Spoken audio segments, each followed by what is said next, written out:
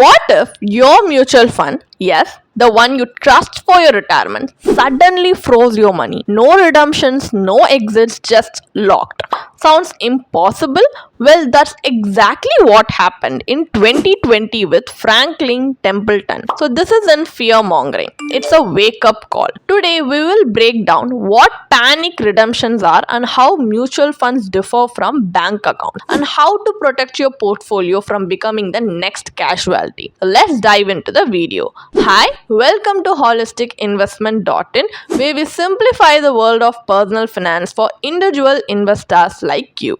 When you invest in a mutual fund, you're not putting money in a locker. You're joining a pool of investors. A fund manager then allocates this pool across stocks, bonds, or other assets. The NAV, net asset value, reflects daily market value. But here's the key difference. Banks promises fixed returns. Mutual funds offer market-linked returns. Banks guarantee your capital. Mutual funds do not. Your money is subject to volatility, not a vault. So what is panic redemption in this? So panic redemption is when many investors rush to withdraw at the same time. So what triggers it? Fear of a market crash, poor fund performance, rumors or headlines about the AMC, or sudden global black swan events like COVID in 2020. Unlike a bank run, mutual funds don't collapse overnight, but mass redemptions will create a ripple effect that can hurt everyone. So what happens when redemptions spike? First, asset sales. To meet withdrawals, fund managers sell the most liquid and safe assets first. Number 2, NAV erosion. Distressed sales is equal to lower prices is equal to falling NAV. Even investors who stay get impacted. Number 3, quality deterioration. So good assets exit first, but what's left? Lower grade or illiquid securities, so risk increases. Number 4, redemption spiral. More panic leads to more selling, which is equal to deeper NAV drops and then more panic. So it feeds on itself. Number 5, suspension or winding up. If redemptions overwhelm liquidity, the AMC can suspend redemptions or even wind up the scheme with SEBI's approval. Exactly what Franklin Templeton had to do in 2020. So can mutual funds collapse like banks? Let's clear that one common fear. The short answer is no. But here let's unpack that answer into different aspects. Like if you take a look at the aspect of customer type, in banks it is the depositor, which is a loan to bank. But in mutual funds it is the investor. So it's like a market linked risk. In the aspect of capital guarantee, the banks, yes, up to 5 lakhs by DICGC, because that is the only guarantee you have, like up to 5 lakhs in case a bank collapses. But in mutual fund there are no guarantees like that. But if you look at the aspect of regulator, RBI is the regulator of banks, SEBI is the regulator of mutual funds. And in aspect of failure consequence, banks is insolvency, insurance payout, something like that. But in mutual funds, it is NAV erosion and redemption halt. So in the aspect of bailout possibility, banks have RBI or government which may intervene, but in mutual funds, there are no bailout possibility. Banks operate on leverage. Your money is lent out, and if those loans go bad, you're at risk. Mutual funds are pass-through investments. You bear market gain or losses, not the AMC solvency risk. So yes, mutual funds can face stress but not collapse like a bank. April 2020, Franklin Templeton India shut down 6 debt funds, freezing over 25,000 crores. Why?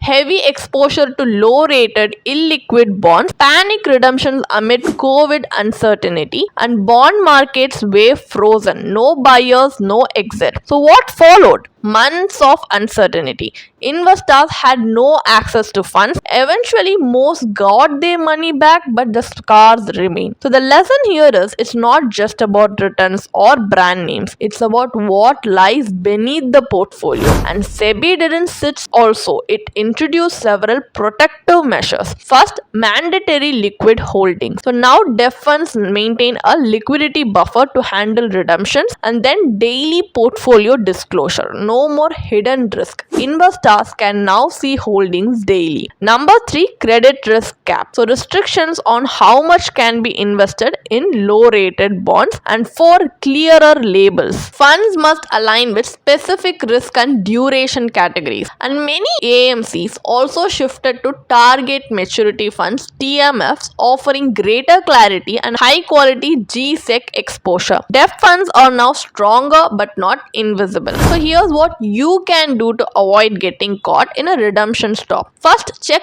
portfolio quality. Avoid funds overloaded with low rated or unrated corporate debt. Number 2, prioritize liquidity. Choose funds that hold government securities, T-bills or AAA rated assets. Number 3, match investment horizon. Use liquid or ultra short funds for short goals. Go long only if your goal is long term. Number 4, diversify across AMCs and categories. Don't put all your debt money in one scheme or fund house. Number 5, avoid panic selling. Selling in fear is equal to locking in losses. If your goal hasn't changed, neither should your investment. Number 6, review regularly. Set calendar reminders, monitor fund credit profiles every quarter. So now, what is the final takeaway from this video?